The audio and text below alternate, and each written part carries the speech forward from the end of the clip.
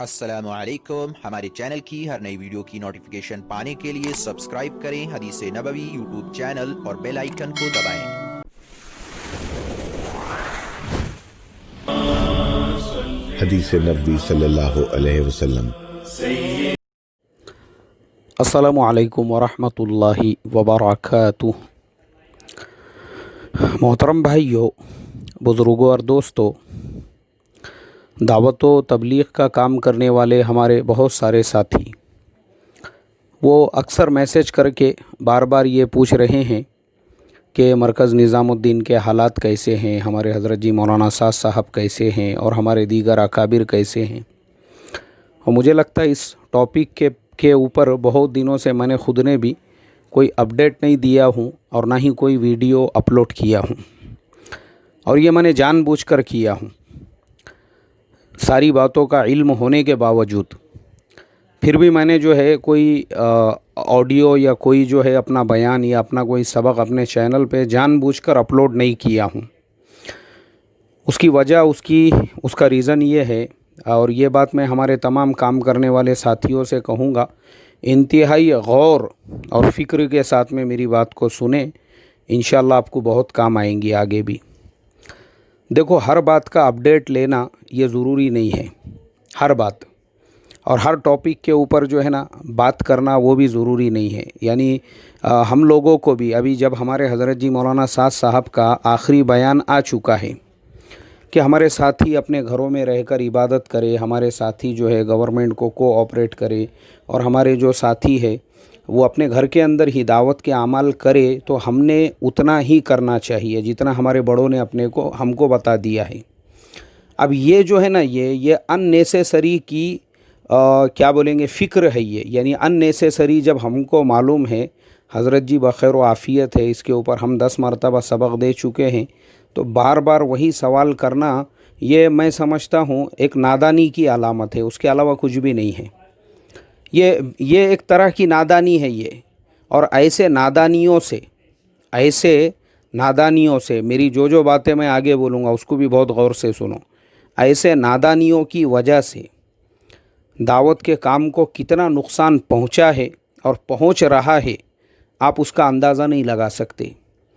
हमारे बड़ों ने शुरू से लेके आज तक इस काम को जदीद आलात से, जदीद इंफॉर्मेशन टेक्नोलॉजी से जो दूर रखा हुआ है, बहुत बड़ी बड़ी हिकमतें हैं उसके अंदर जो हिकमतें हैं, मैं और आप उसका अंदाज़ा नहीं लगा सकते। और मैं आपको उसके नुकसानात बताता हूँ, बिल्कुल मैं आपको बताऊँगा। सबसे पहले तो मैंने इससे पहले भी एक मरतबा ये बात बतलाया हूँ, हमारे मौलाना यूनुस साहब रहमतुल्लाह अलैह फरमाया करते थे कि देखो, दावत का जो काम है ना, ये मुखालिफत मुवाफ़िक़त के दौर से बाहर निकल चुका है। इस काम को किसी से कोई ख़तरा नहीं है। काम को अगर ख़तरा है तो काम के करने वालों से ही है। तो इसके लिए बाहर की जो ताकतें हैं, बाहर के जो चैनल्स वग़ैरह भी है, कल तक जो दावत के काम को उन्वान बनाकर कीचड़ उछाल रहे थे, जैसे ही हमारे दावत के काम करने वाले साथियों ने अपना प्लाज्मा डोनेट किया तो रियासतों की गवर्नमेंटों ने उनको सलाम किया, उनका शुक्रिया अदा किया, उन्हीं हॉस्पिटलों में उनका इस्तक़बाल किया गया, उनके ऊपर फूलों की बारिश बरसाई गई। तो ये अल्लाह ताला का निज़ाम है ये, कि बातिल ने जो है पूरा प्रोग्राम बना दिया था, लेकिन वापस से अल्लाह तबारक व तआला ने बातिल की ही साजिशों को बातिल की तरफ पलट दिया और बातिल की साजिशों को फ़ेल कर दिया। क्योंकि ये इल्हामी काम है। एक बात याद रखो, इल्हामी काम किसे कहते हैं? इल्हामी काम उस काम को कहते हैं जो अल्लाह तबारक व तआला की तरफ से इल्हाम के ज़रिए से, इल्हाम यानी वो जो हज़रत मौलाना सैयद अबुल हसन अली नदवी रहमतुल्लाह अलैह फ़ज़ाइल अमाल के शुरू में देख लेना आप लोग, आपको वहाँ पे मिल जाएगा। हज़रत शेख ज़करिया रहमतुल्लाह अलैह ने भी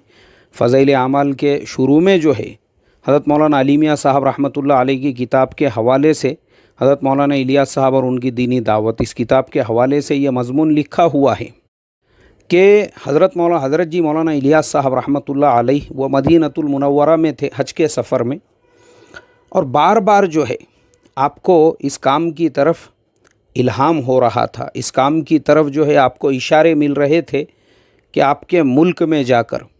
وہاں پہ چونکہ انڈیا کے حالات اس وقت میں ایسے تھے کہ ارتداد کی ہوائیں چل رہی تھی، ارتداد کی،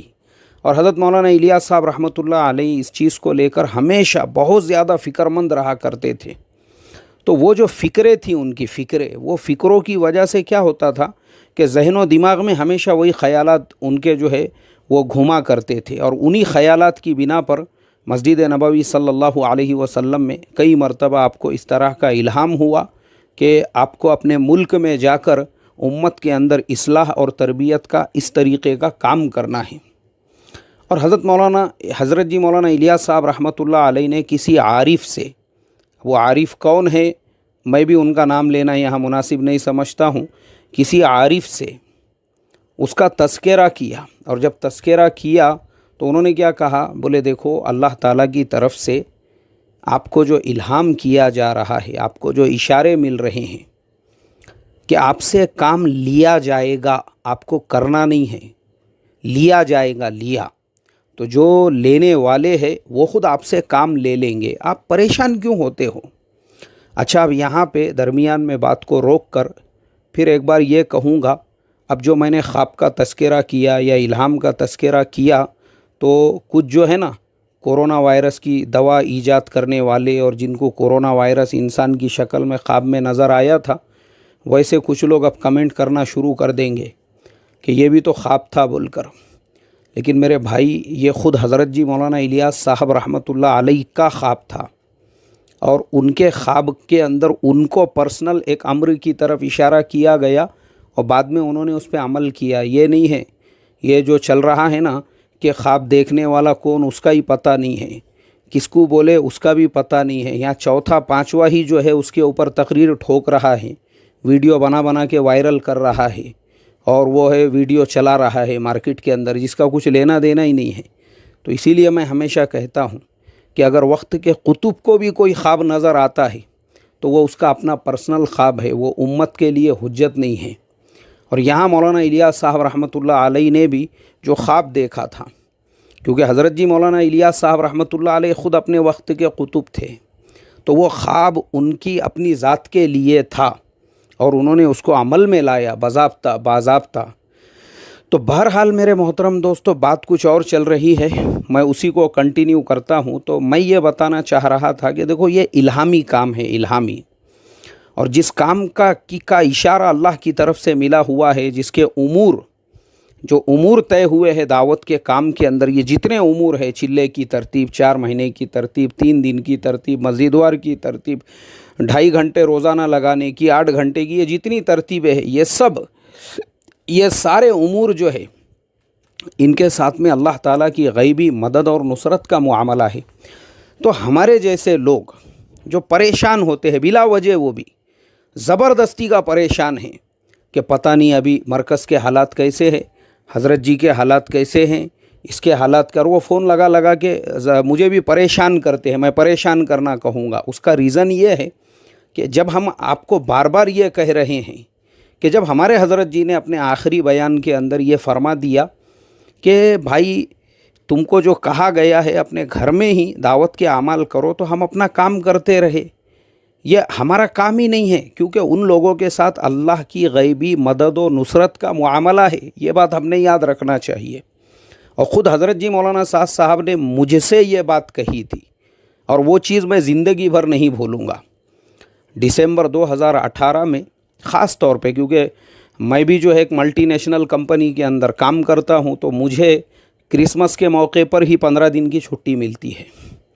تو اس وقت میں بھی موقع تھا، اور بمبئی کے ہمارے کچھ دوست وہاں پر تھے، تو ایک اچھا موقع بن کے آ گیا، اس وجہ سے پھر میں بھی نظام الدین پہنچ گیا۔ تو حضرت جی چونکہ سفر پر تھے، اور اللہ کا کرنا ایسا ہو گیا، جس دن ہماری واپسی اس دن حضرت جی جو ہے مرکز پہنچ گئے تھے۔ تو حضرت جی سے جب میرا مصافحہ ہوا، اور حضرت جی کے ہاتھ میرے ہاتھوں میں تھے، وہ میرے زندگی کا سب سے بڑا سرمایہ کہ 10 منٹ سے زیادہ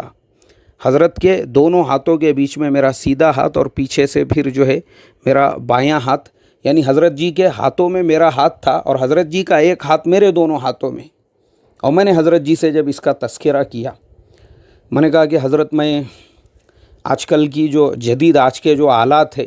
جدید جو ٹیکنالوجیز ہے اس کے ذریعے سے مرکز نظام الدین اور آپ کے اوپر جو لوگ کیچڑ اچھالنے والے ہیں میں ان کے لیے دفاع کا کام کرتا ہوں۔ تو حضرت نے وہ جو جملہ مجھ سے کہا، حضرت جی نے کیا فرمایا؟ حضرت جی نے مجھ سے کہا چلو مجھے ایک بات بتاؤ، فرشتوں کی طاقت زیادہ ہے یا انسانوں کی طاقت؟ میں نے کہا حضرت طاقت تو فرشتوں کی زیادہ ہے۔ پھر حضرت نے دوسری مرتبہ مجھ سے کہا،